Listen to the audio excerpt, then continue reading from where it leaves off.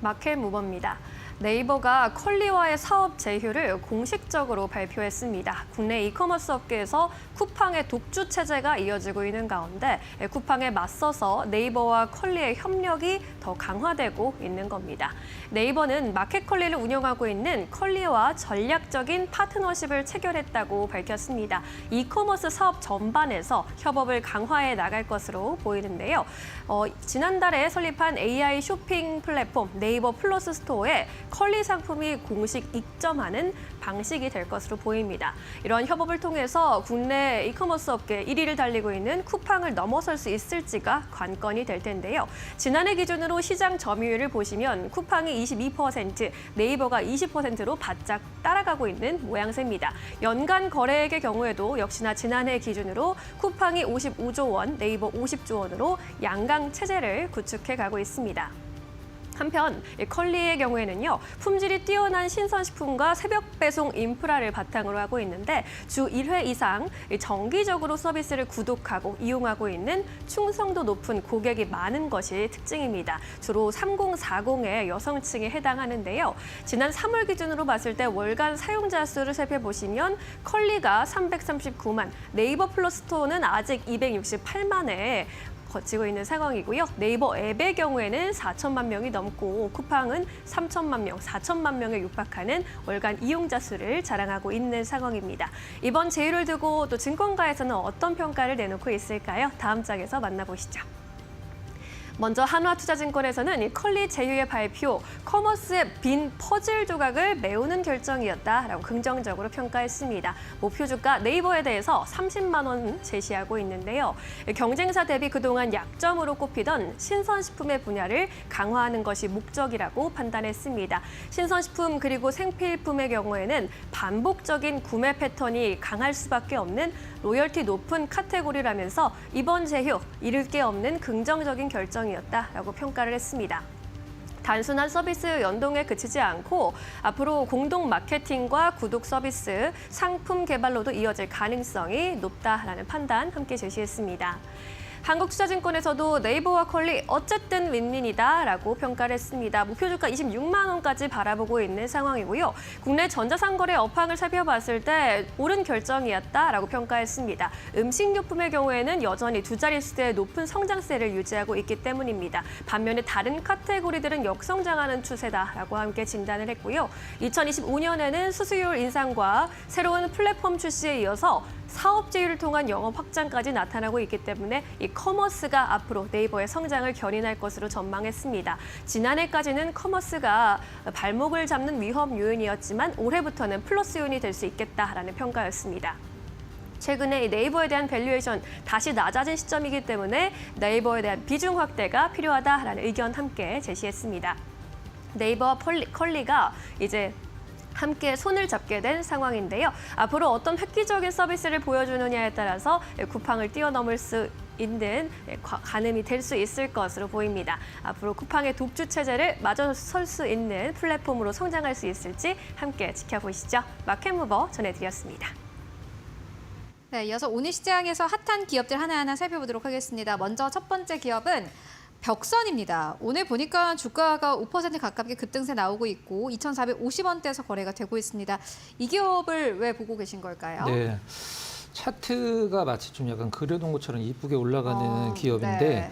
오늘 이제 벽산이 어떤 것을 하는 기업이냐면 한마디로 이제 쉽게 설명을 드리면 단열재를 만드는 기업입니다. 그다음에 불이 났을 때 불이 안 붙는 단열재. 우리나라에서 이제 KCC랑 벽산이 이제 양대 산맥이다라고 보시면 될 것 같은데 오늘 어떤 화재 사건이 있어서 안타까운 사건이 있어서 올라가는 거라고 생각을 하고 있지는 않고요. 일단은 앞으로 그 벽산이 좋아질 수 있는 지금 시장 분위기가 만들어지고 있기 때문에 그 부분을 좀 약간 설명을 드리려고 좀 준비를 좀 했습니다. 제일 처음에 일단 이 단열재 만드는 이제 무기 단열재라고 보통 얘기를 하는데 우리가 보통 그레스 울이라고 보통 표현을 하는데 정말 쉽게 설명하면 이제 그 유리섬이죠. 유리섬에 불이 안 붙는 요 부분과 관련돼서 21년도에 이제 건축법이 개정이 되면서 요 부분들이 시장에서 조금 더 성장을 하고 있는 상황인데 지금 현재 단열재에서 불이 안 붙는 이 무기 단열재 같은 경우는 한 비중이 한 25%밖에 안 되기 때문에 아직도 이제 성장할 부분들이 많이 남아 있다라고 이제 생각을 하고 있고요.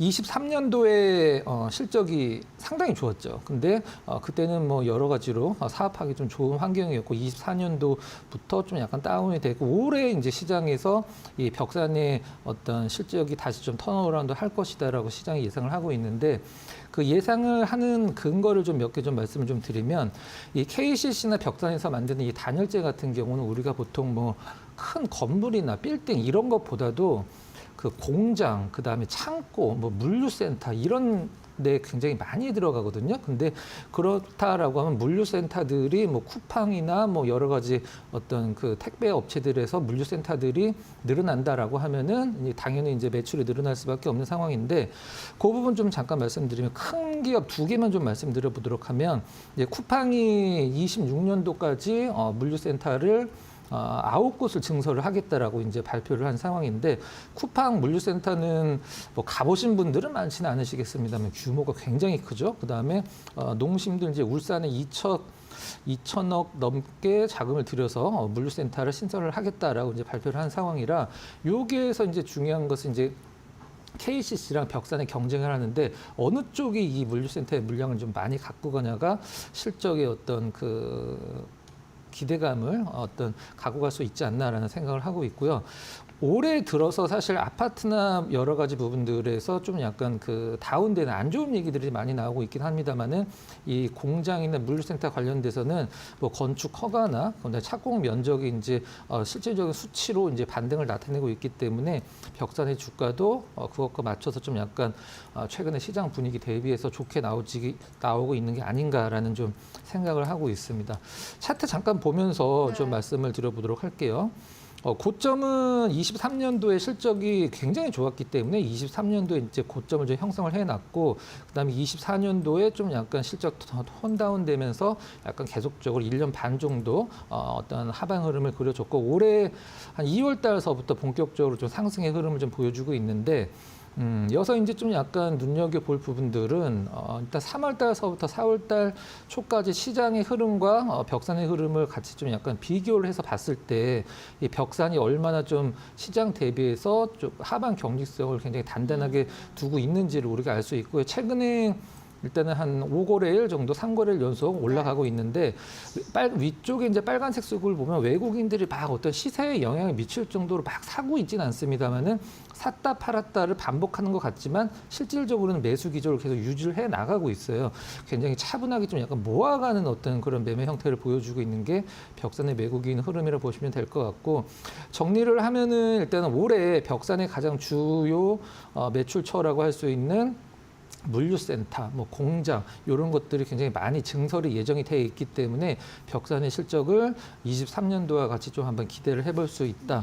이렇게 정리를 해보도록 하겠습니다. 하겠습니다. 근데 이 기업이 왜 2024년부터는 못 갔을까요? 24년도에 일단은 우리가 이제 금리가 떨어졌다라고 얘기를 하는 것은 24년도 제가 봤을 때 한 중간서부터거든요. 그렇기 때문에 금리가 이제 고금리가 계속 되면서 23년도에도 실질적으로 고금리긴 한데 어떤 그런 부분들이 좀 약간 그 1년 전에 좀 약간 영향을 받는 것 같아요. 그래서 금리가 올라가기 시작하면은 미리 좀 영향을 받고 내려가기 시작하면은 잠시 뒤에 실적이 좋아지고 뭐 이런 식으로 이제 뭐 어떤 시장에서 분석 자료가 있긴 한데 제가 봤을 때는 뭐 금리 영향보다도 24년도에 그 물류센터 증설이 별로 없었거든요. 그 부분들이 좀 영향을 미쳤고 올해는 일단 쿠팡이나 농심들에서 물류센터 증설이 굉장히 큰 규모로 진행 예정이기 때문에 관심 있게 볼 필요성이 있다. 이렇게 보시면 될 것 같습니다. 알겠습니다. 물류센터 증설에 따른 관련주 만나보고 왔고 이어서 다음 기업 바로 만나보도록 하겠습니다. TSE인데 오늘 2.5% 넘게 상승세 44,000원대에서 거래가 되고 있습니다. 이 기업은 이미 한번 가지고 오셨던 기업인데 네. 이 기업 어떻게 보십니까?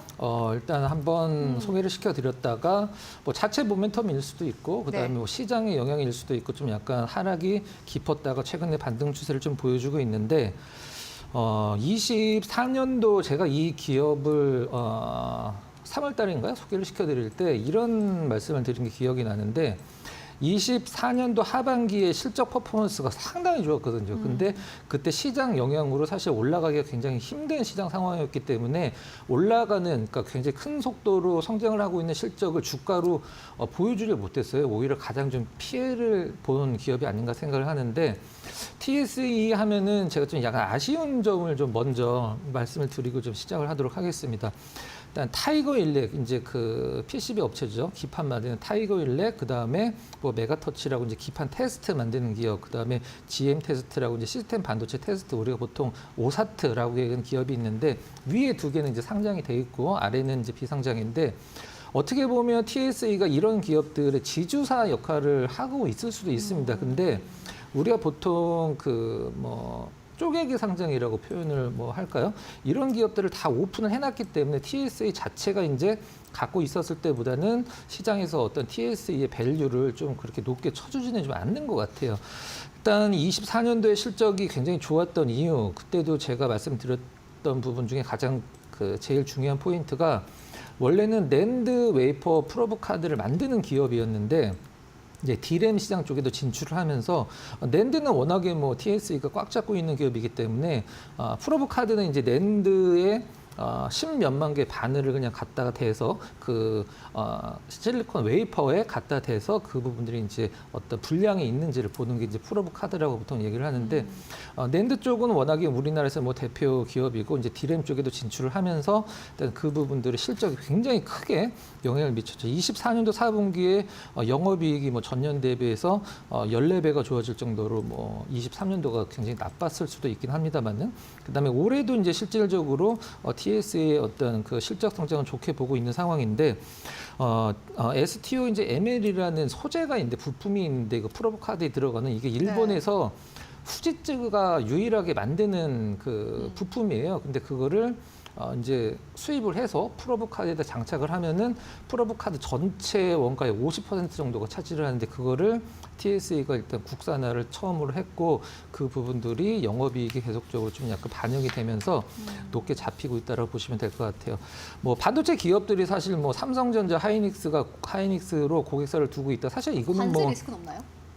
관세 리스크는 일단은 반도체 분야에 대해서 어떻게 되는지, 반도체 전반적으로 어떤 그 생산이 늘어나느냐 줄어드느냐, 그게 이제 어떤 관세의 영향이지, 이 TSE 자체의 어떤 관세는 영향 없다라고 보시면 될 것 같고요. 좀 약간 재미있는 부분은 일단 일반 고객사 중에 인텔이나 AMD가 껴있다라는 부분들이 상당히 좀 의미 있어 보이고요. 그다음에 중국 쪽, 이제 우리나라에서 중국 쪽에 관련된 기업들 뭐 작년에 상당히 좋긴 했습니다만은, 뭐 YMTC 같은 기업들도 핵심 고객사 중에 하나이기 때문에 일단은 어떤 뭐 매출과 관련돼서 올해, 그게 아마 트리거 포인트가 될 수도 있겠네요. 네, 맞습니다. 그러니까 정리를 하면은 차트 잠깐 보면서 간단히 설명을 드리면, 작년에 하반기에 실적이 굉장히 좋았었죠. 하반기에 실적이 굉장히 좋았었는데 시장 영향 때문에 떨어졌고, 그다음에 올해 작년보다 조금 더 좋은 어떤 실적을 시장에서는 어닝을 예상을 하고 있기 때문에, 가격적으로는 시장이 그렇게 뭐 반도체주들이 그냥 뭐 실적이 좋든 나쁘든 그냥 반도체주들은 다 떨어지는 시장만 아니라고 한다라고 하면, 지금 지난주 금요일 그리고 오늘의 반등은 상당히 좀 유의미한 흐름을 나타내고 있다, 이렇게 보시면 될 것 같고요. 수급적으로는 외국인 수급이 지금 현재 매도 기조고, 그러네요. 기관 쪽은 좀 약간 좀 샀다 팔았다를 반복을 하긴 합니다만, 약간 매수 쪽으로 잡힐 것으로 예상을 하고 있기 때문에 바닥권 주가라는 인식이 좀 강하다, 이렇게 좀 정리를 하도록 하겠습니다. 네, TSE.